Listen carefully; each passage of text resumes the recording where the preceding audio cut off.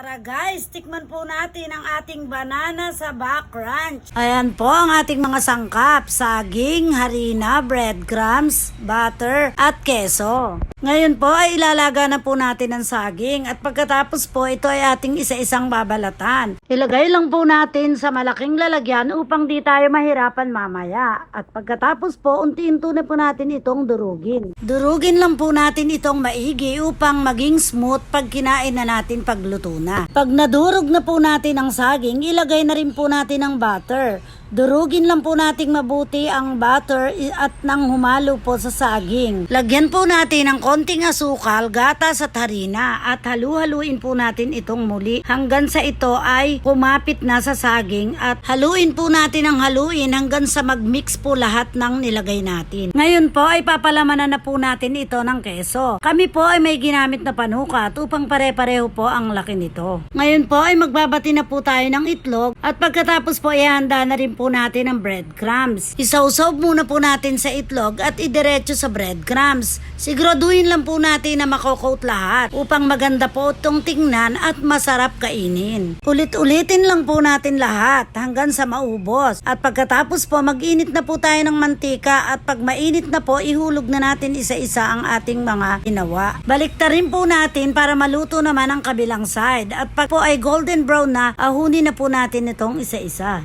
Ayan po, luto na po ang ating banana sa Back Ranch. Ayan, para maiba naman po ang luto natin, hindi po laging prito. Ayan, tsak po magugustuhan ninyong lahat. Masarap po siya at magugustuhan dahil po sa cheese na nagme-melt sa gitna. Tsak na magugustuhan ng lahat, lalo na ng mga bagets dahil bukod sa malasa na ay cheesy at crispy pa.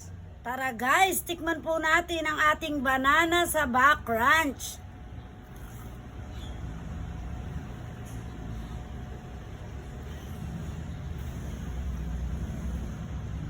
Ayan guys, nag-aagaw tamis ng gatas at butter. Napakalinamnam. Thank you for watching. Follow for more.